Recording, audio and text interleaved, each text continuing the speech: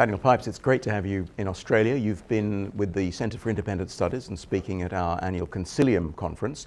You were here to speak about anti-Semitism. And when we first met 6 or 7 years ago, soon after I joined CIS, we talked about anti-Semitism then. And your big concern at that time was the rise of Islamic anti-Semitism.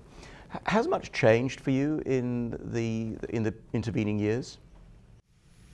I think that remains the single greatest threat of anti-Semitism, in part because it's establishment.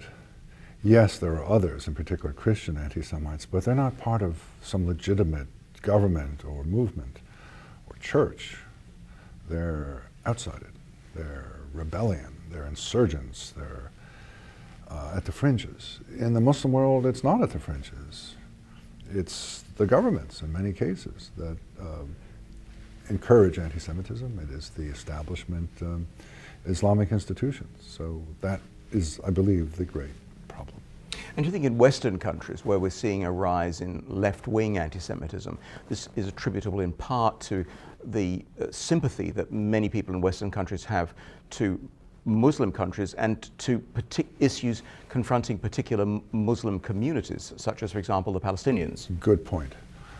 I think a large reason why the left has become so anti-Israel and by implication anti-Semitic is that they're friends with the Islamists.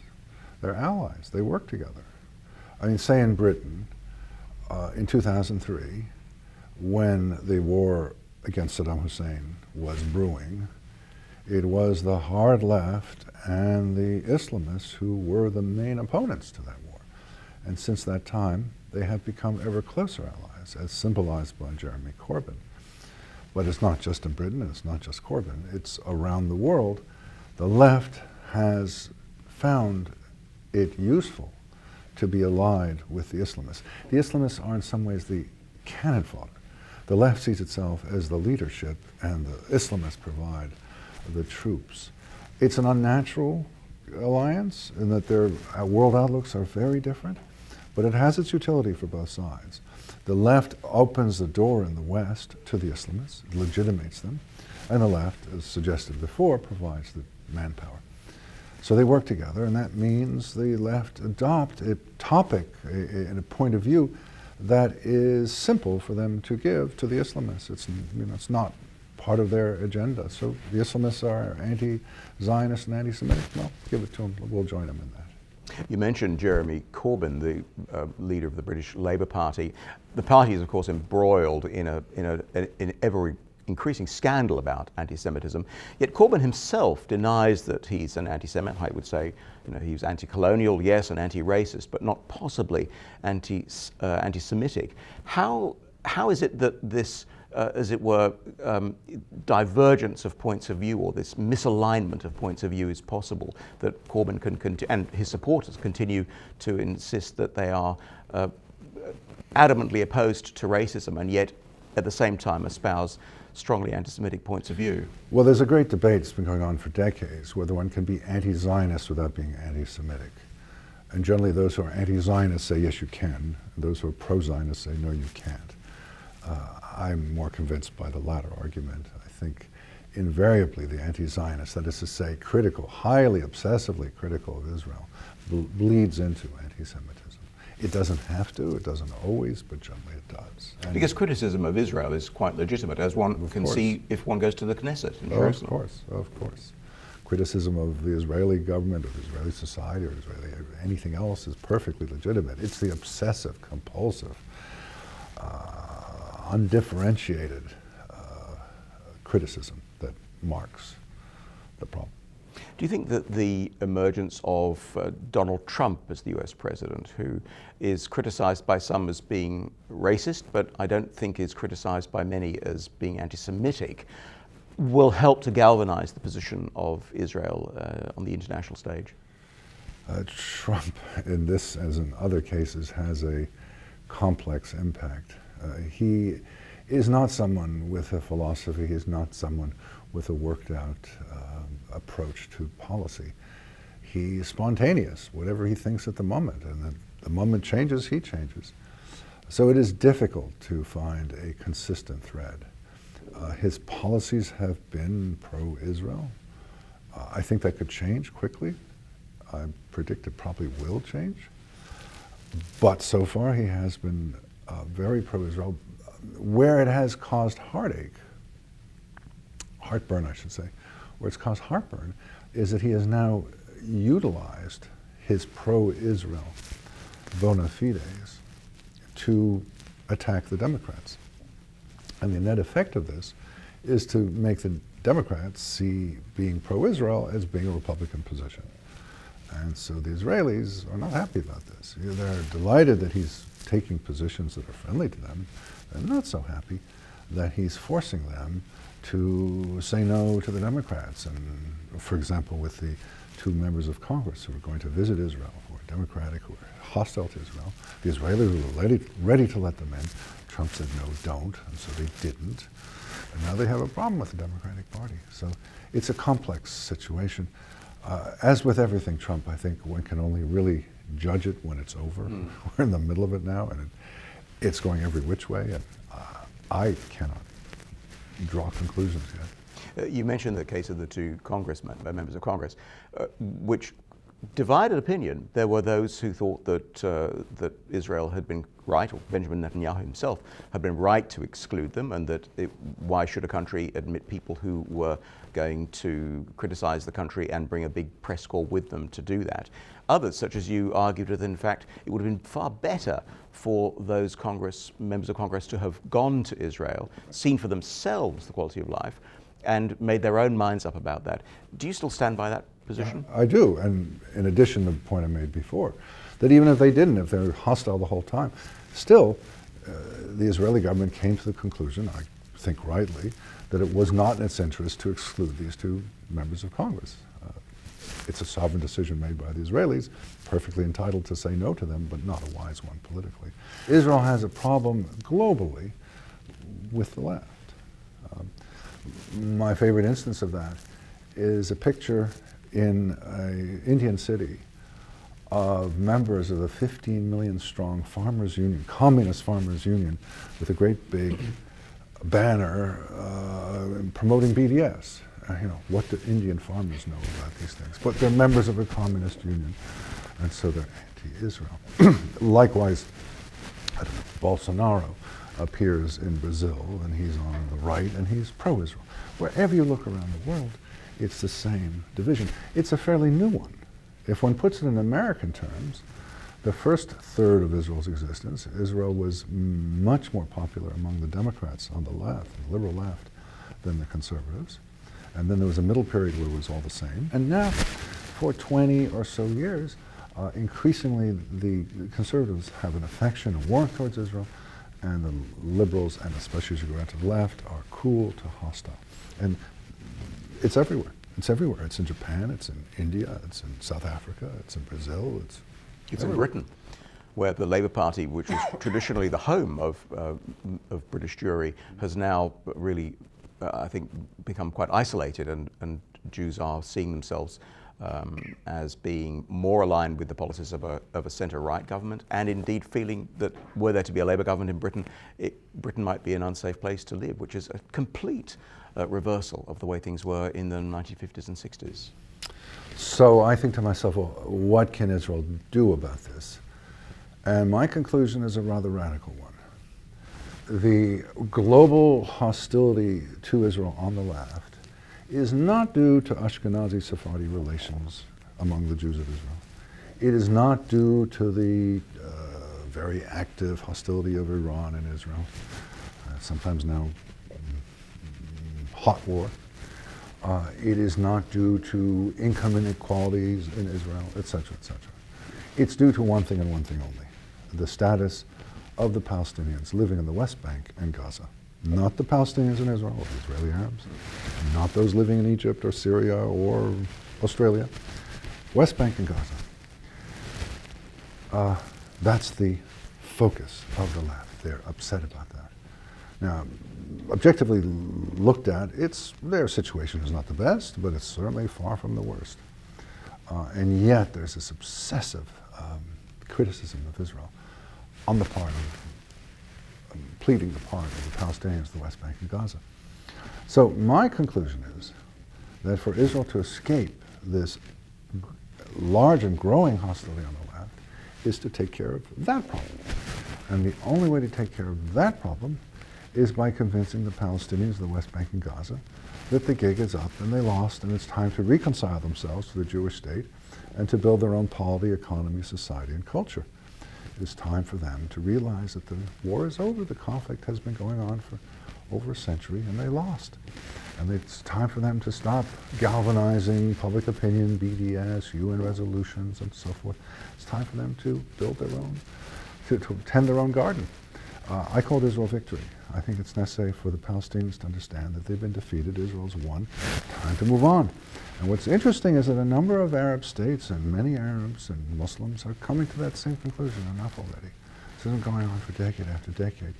Palestinians, wake up. It's over. Come to terms. But that's not realistic, is it? It may well be true that other Arab states are beginning to reconcile themselves to the existence of Israel. But in Ramallah and in Gaza, there is an implacable opposition to Israel. And it seems to me that that without wishing always to blame the Palestinians, who never miss an opportunity to miss an opportunity, the more militant the Palestinians become, the more likely it is that Israelis are going to return a right-wing government. And the more right-wing government is, the more it will be intent upon establishing security.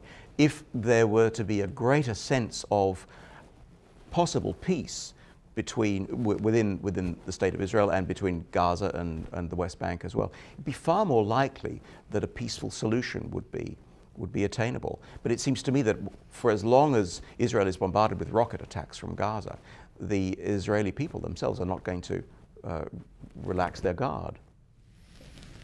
Well, you started by saying it was unattainable. I don't agree.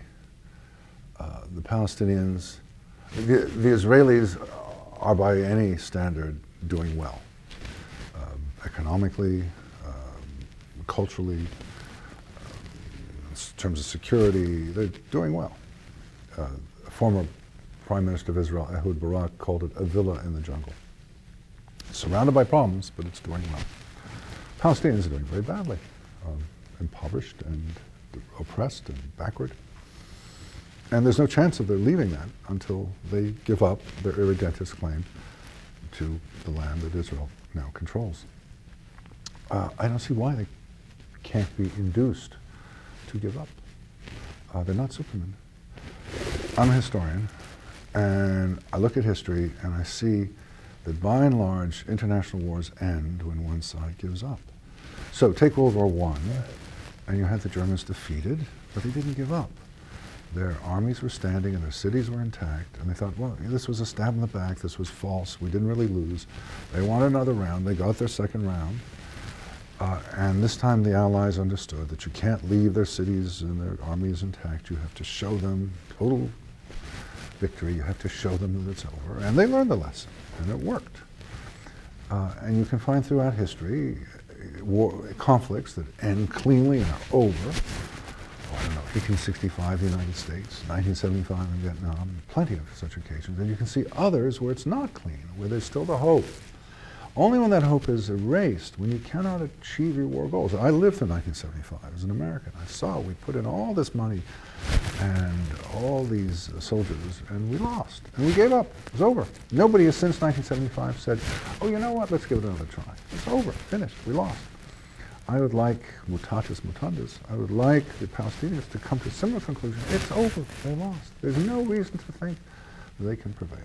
And that, in turn, would eventually lead the left to understand that Palestinians are not just particularly discontent, they're busy doing their own thing, and find some other issue to fill. But just to press you on this, because I think it's attainable and it's logically possible, but it seems extremely unlikely. Last year I visited Israel and went to Ramallah and went to a refugee camp where this sense of grievance and victimhood was being transmitted through the generations, Sure. backed up by the United Nations. For as long as there are those international organizations and an international imprimatur upon the plight of the Palestinian people. It's going to be very, very difficult to undo 3 and coming up to 4 generations of thinking about a particular problem. That's going to require a very dramatic change in the quality of leadership, which I have to say I don't quite see coming. Well, I agree with your point that international support for the Palestinians has given them one motive for thinking they can win. A second would be Islamic doctrine that says that any area that has been under Muslim control in the past must be in the future, namely what Israel controls. And thirdly, the Israeli security establishment is timid and weak. So there are 3 reasons why the Palestinians are motivated to continue. Nonetheless, I think there are real fractures. And there are plenty of reasons to believe that if the Western states back Israel and send a signal, over, done, you will get no benefits until you give up this fight, I believe the Palestinians are ripe for this kind of change. I think they are tired. Yes, you're right. They talk about victimization, and they talk about going on revolution until victory and the like. But I think there's an opening now. And I certainly think it's worth exploring. Maybe I'm wrong, but we won't find out unless we try. Can I ask you about Iran? One of the marks of Donald Trump's presidency was to undo the plan of action with Iran that had been forged by the Obama administration. Where does Iran now fit in the complex matrix of the Middle East? And just to supplement that question, recently we had at CIS the American scholar John Mearsheimer, who argued that in fact what the US needed to do was bring Iran back into the Western fold because of the risk of losing it either to Russia or to China. Is it possible for Iran to be brought back into the community of nations? And is the United States going about achieving this objective in the right way? Noting, of course, that when the G7 met in Biarritz, lo and behold, the Iranians suddenly appeared on the sidelines. Well, we can all agree it's a good idea to attempt to bring the Iranian regime back into the community of nations. That'd be great. The question is it feasible? What price would have to be paid? What are the implications of this effort? So yes, in principle, good idea. In practice, impractical. I mean, one could ask the same question, what would it take to bring Putin back in, or Xi? You know, these are governments, and Iran even more than the Russian and Chinese governments, that have a point of view and have ambitions. And the Iranian one's been going now for 40 years. It has an Islamist ideology. I hope at some point it'll fracture and we can reach accommodations with it, but so far, not at all. So at some point, one has to say, this is a hostile government. This is an enemy government. You know, at what point do you say one cannot appease it, one cannot accommodate it, one cannot bring it back? One has to make life difficult for it.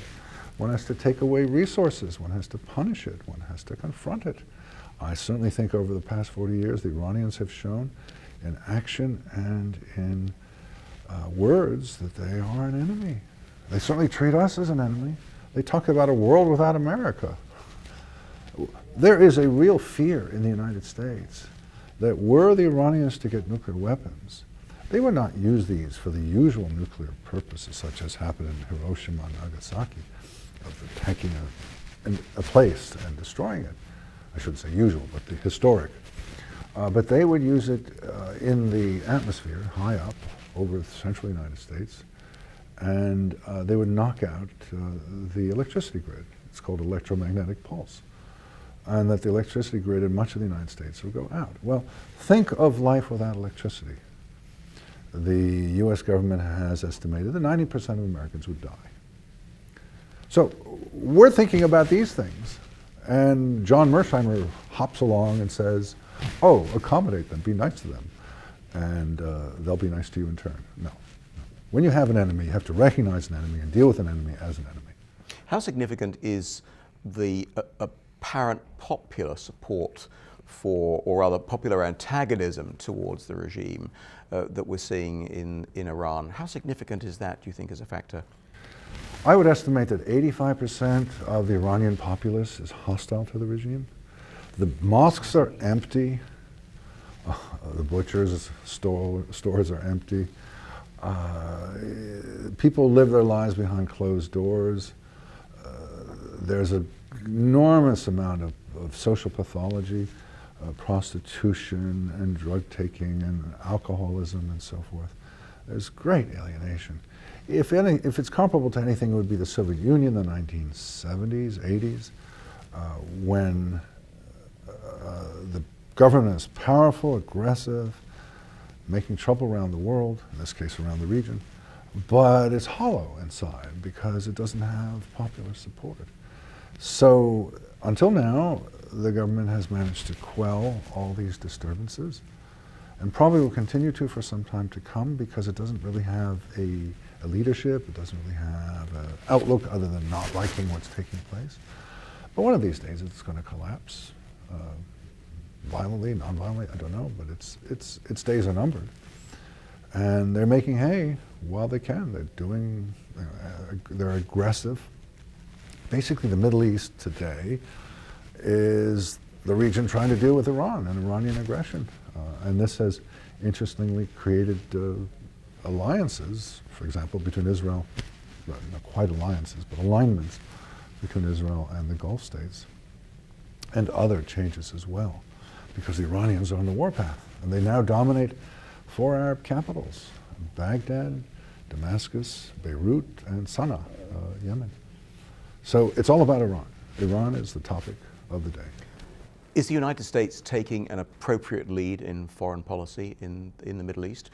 Many commentators in the West are concerned that with Trump's presidency, the United States is abandoning a role to which we have become accustomed. Is that happening, do you think, or is it just changing?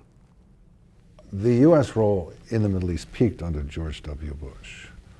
Wars in Afghanistan and Iraq, heavy involvement with other issues, Arab-Israeli, democratization, and so forth. Ever since 2009, a decade now, there's been a retreat. Obama retreated, and now Trump is retreating. And generally, Americans have not had a taste for spending trillions and losing thousands of lives in places like Afghanistan and Iraq. These are not places of central concern to Americans. So it's popular to pull back. There's very little constituency for staying and increasing. Also, the main commodity of concern, the main economic interest we've had has been gas and oil, and we've become quite independent in that regard. So our global concerns still focus on that, but domestically, much less. So yeah, there is a retreat. Now with Trump, you have chaos. And, he's about to launch the missiles against Iran, and then the last moment he decides not to. Unpredictable, and not quite sure where it's going. So as I indicated before, one can only judge Trump after it's over. We're in mid-course now, and I don't know. I mean, so far, no great problems, but who knows what comes next. Islamic terrorism has continued to make a big impact on Western countries, and in Australia we've had our own experience of that as well.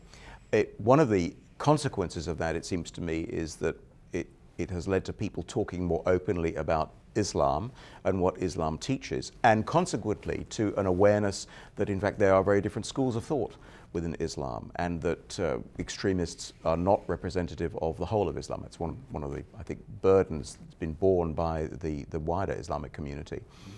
How are tensions between rival groups within Islam faring in your estimation?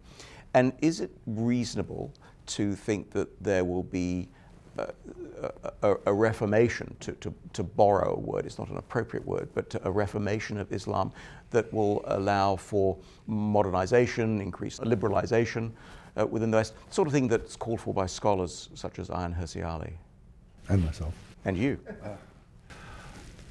You brought up lots of points. On the first one, yes, it's been a thorough education about Islam in the West and around the world. I mean, I don't know what your knowledge of Buddhism is, but I suspect you know a whole lot more about Islam than Buddhism at this point. It's part of our lives.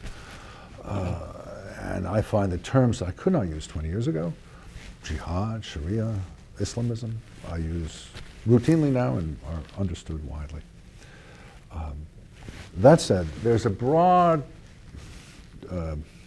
bifurcation of opinion in the West, where the right sees, as with the Soviet Union, an ideological foe that is formidable and must be confronted. And the left does not see that foe, sees a potential partner, doesn't see ideology as particularly important, sees personality and geostrategic interests as conflicting, but nothing particularly larger. And so left and right have come to different conclusions. And there's really no conversation between the two. The left tends to say Islam is not part of this is crazies. And the right tends to say this is Islam, the religion. I'm in the middle. I say it's a form of Islam. It's not all of Islam, a form of Islam. And I'm happy to say in the United States, increasingly that is a position that people given a thought are coming to as well. For example, in the 2016 presidential nomination for the Republican presidential position, virtually every single candidate spoke like I do. But more broadly, you see, it's Islam. I think it's deeply mistaken, but that is the increasingly popular position. As for your second point about reform of Islam, that's the heart of the debate between my position and the more populist position. They say, no, the Quran is the Quran, given by God, nothing changes. What you see is what it has always been in 7th century, 21st century, and into the future. I say, I'm a historian, I see 7th century Islam as different from 14th century, different from 18th century, different from the beginning of my career, and today. It's all the time evolving. And in my career, which now is 50 years on this subject, next month, 50 years, it's gone down. It's gotten worse, more hostile, more radical. But if it can get worse, it can also get better. And so what we need to do as non-Muslims is help the reformers and help the moderates and work with those who wish to modernize Islam. It can be done. And we have an important role. We can't do it ourselves, but we can fight the Islamists and we can help the reformers. Unfortunately, that's not the case. In most Western countries, both domestically and internationally, we tend to slip into a policy of working with the Islamists and ignoring the reformers.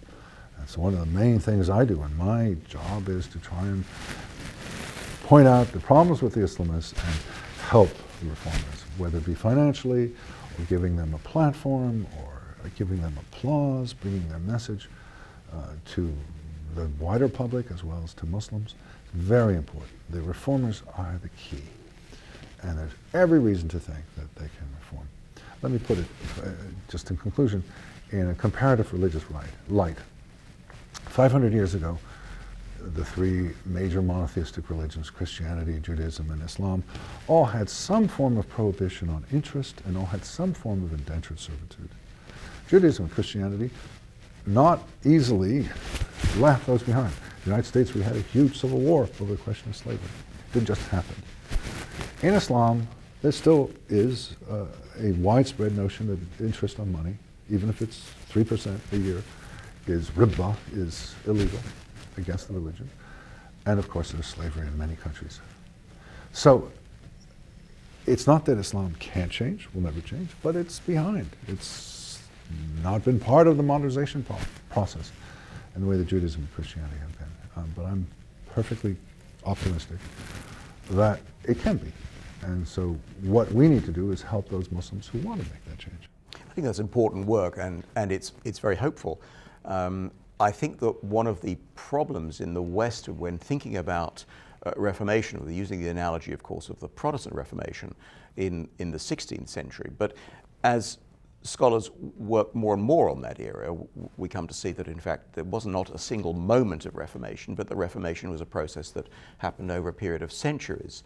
I think that people who use the language of Reformation to talk about Islam are hopeful or even expect that there will be a moment of change. You're indicating, of course, and I think rightly, that those moments of change seldom happen, certainly not when it comes to faith and religious belief, a belief that is held by many, many millions of people. It's a process that has to happen. And I wonder to what extent we need to be prepared for this to take perhaps 1 or 2 centuries rather than 1 or 2 decades, and certainly 1 or 2 years. I agree, and I came to the conclusion back in 2013 that Islamism as a worldwide phenomenon had peaked the year before and was on its way down. And it's now 6 years later, and I find vindication for that point of view. I think a couple of things happened then. One was that Islamists who had, by and large, cooperated together can no longer work together, whether it be Sunni and Shia, violent and non-violent, Republican and monarchical, or even personality, as in, for example, Turkey. Erdogan and Gulen have the same outlook, but they can't stand each other. Political war. So that's one thing. They fight each other in Syria and Egypt and everywhere. And I'm not talking about the West now, I'm talking about majority Muslim countries. And secondly, Muslims who have had the privilege of living under Islamist rule said, no thank you. I mentioned Iran before. Egypt is the most spectacular example where in 2013 the Egyptians went on the streets in the largest political demonstration in human history, who knows how many millions, and said no to Mohammed Morsi. So between these two, inability to work together and unpopularity, I think the Islamists are on the way down. That's not to say it's inevitable, it's not to say it can't go back up, not to say we can relax, but I think the tide has turned. A movement which began in the 1920s, 90 years later, is weakening. Finally, Daniel, you mentioned a moment ago that you will have marked 50 years in your academic career as a historian next month. That's September 2019. What, as you look back over those 50 years, what would you consider your most significant accomplishments? And as a historian, you might want to leave that to historians, but I'll press you on that.